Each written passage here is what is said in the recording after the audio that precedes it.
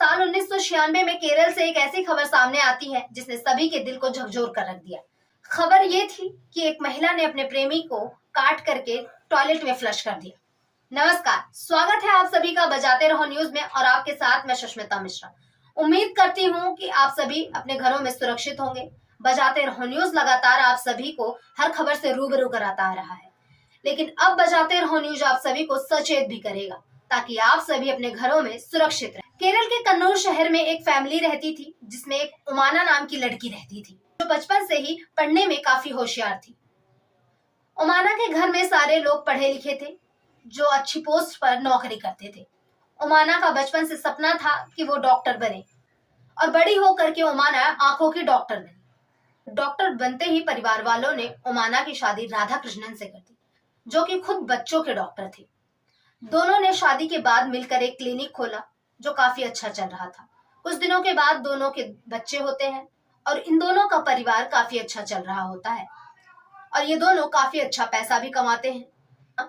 दोनों ने सोचा क्यों ना अपने घर को रेनोवेट कराया जाए। घर को रेनोवेट कराने के लिए राधा कृष्णन शहर में ठेकेदार ढूंढ रहे थे। तभी राधा कृष्णन की मुलाकात पीर मुरलीधरन से होती है जो ठेकेदार होता है। उसके बाद घर में रेनोवेशन का काम शुरू हो जाता है। घर में दो छोटे बच्चे थे, इसीलिए घर में किसी का होना जरूरी था। उमाना क्लिनिक कुछ समय के लिए जाती थी, उसके बाद वो पूरे दिन घर में रहती थी। उमाना और ठेकेदार के बीच बातचीत शुरू हुई। वो दोनों एक दूसरे से काफी देर तक बातचीत करने लगे और दोनों एक दूसरे के दोस्त बने और दोनों में प्रेम हो गया। रेनोवेशन का काम खत्म हुआ, उसके बाद भी मुरलीधरन का घर में आना जाना लगा रहा। एक दिन राधा कृष्णन को पता चलता है कि उमाना और मुरलीधरन का अफेयर चल रहा है। राधा कृष्णन ने अपनी पत्नी को समझाया कि हमारे दो बच्चे हैं, उन पर इस बात का क्या असर पड़ेगा। तुम दोनों को अपना रिश्ता यहीं खत्म कर देना चाहिए। मुरलीधरन भी शादीशुदा है और उसके भी दो बच्चे हैं। तुम दोनों के इस रिश्ते से कहीं दोनों का घर बर्बाद ना हो जाए, इसीलिए तुम दोनों को इस रिश्ते को यहीं खत्म कर देना चाहिए।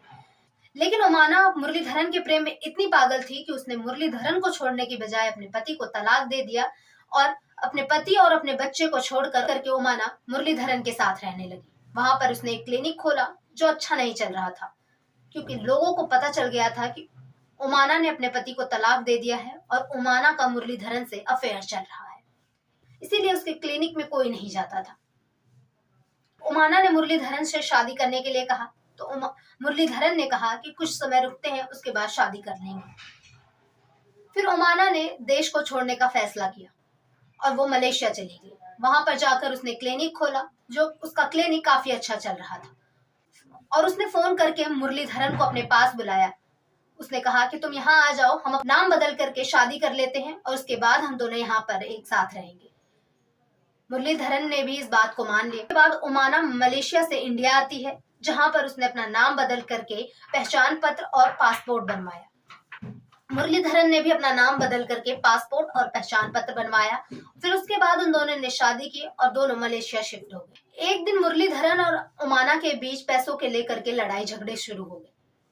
मुरलीधरन ने कहा कि मैं इंडिया जा रहा हूँ और वो चला गया। कुछ दिनों के बाद मुरलीधरन का फोन उमाना के पास आता है और वो कहता है कि मुझे पैसे चाहिए, लेकिन उमाना साफ इनकार कर देती है। तो मुरलीधरन उसे ब्लैकमेल करना शुरू कर देता है कि अगर तुम मुझे पैसे नहीं दोगी तो मैं पुलिस को सब कुछ सच बता दूंगा और तुम्हें जेल जाना पड़ेगा। उमाना को सब समझ आ जाता है कि मुरलीधरन मुझसे प्यार नहीं करता है, वो सिर्फ मेरे पैसों से प्यार करता है। जिस मुरलीधरन के लिए मैंने अपने बच्चे और पति को छोड़ा, यहाँ तक कि अपने देश को छोड़ दिया, उसी मुरलीधरन ने आज मुझे ब्लैकमेल किया। उसके बाद उमाना अपने क्लिनिक से कुछ दिनों की छुट्टी लेकर के तिरुवनंतपुरम आती है। वहां पर वो अपने भाई के घर जाती है और अपना सारा सामान रखती है। वहां से कुछ जरूरी काम है कहकर वो ऊटी चली जाती है। ऊटी में जाने के बाद वो मार्केट जाती है जहां से वो चाकू, पॉलिथीन और 2 सूटकेस खरीद कर लाती है। उसके बाद वो अपने होटल रूम में जाती है।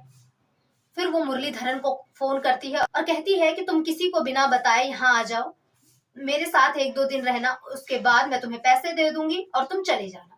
मुरलीधरन इस बात को मान जाता है और वो ऊटी आता है। दोनों एक दूसरे के साथ रहते हैं। दोनों वहां से घूमने के लिए बाहर जाते हैं। उमाना ने एक रेलवे रिटायरमेंट रूम बुक किया होता है जहां पर वो दोनों अपना सामान रखते हैं और वहां से वो दोनों घूमने के लिए चले जाते हैं। फिर ओमाना मुरलीधरन को बार लेकर जाती है जहां शराब पिलवाती है।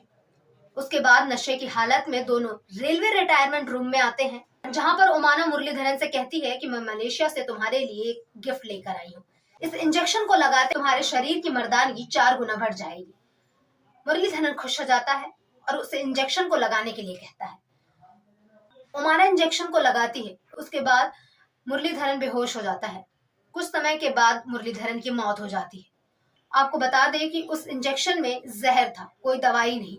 ओमाना मुरलीधरन को खींचकर बाथरूम में ले जाती है, जहां पर ओमाना उसकी लाश के कई सारे टुकड़े करती है।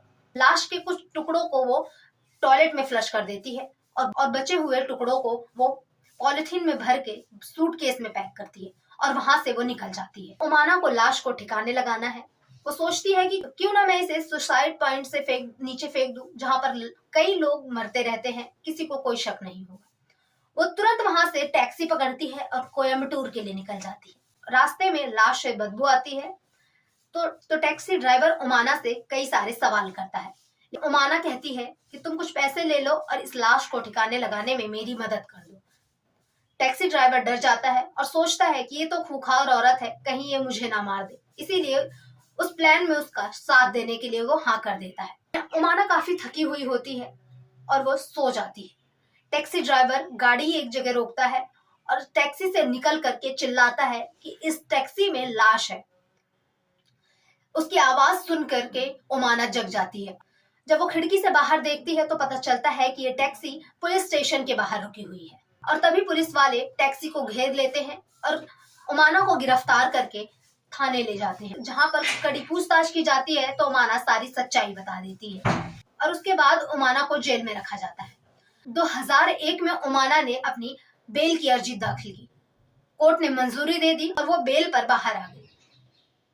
बेल पर बाहर आते ही ओमाना फरार हो गई। 2009 में ओमाना अपने बेटे को कॉल करती है और कहती है कि मैं मलेशिया में हूँ। पुलिस पूरी छानबीन करती है। मलेशिया से साल 2017 में एक खबर आती है जिसमें बताया जाता है कि एक ऊंची बिल्डिंग की छत से कूदकर एक महिला ने आत्महत्या कर ली। पुलिस को पता लगते ही पुलिस छानबीन में लग जाती है। उसे लगता है कि ये ओमाना है, लेकिन तभी एक महिला कहती है कि ये ओमाना नहीं, ये मेरी बहन है। ब्लड टेस्ट होता है जिसके बाद पता चलता है कि ये ओमाना नहीं, सच में उस महिला की बहन होती है। लेकिन सवाल अब ये है कि ओमाना आखिर है कहाँ? अब तक 2 देशों की पुलिस ओमाना को ढूंढ रही है, लेकिन ओमाना का कुछ अता पता नहीं है। आखिर ओमाना है कहाँ? फिलहाल के लिए इस वीडियो में इतना ही। अब मुझे दीजिए इजाजत। नमस्कार।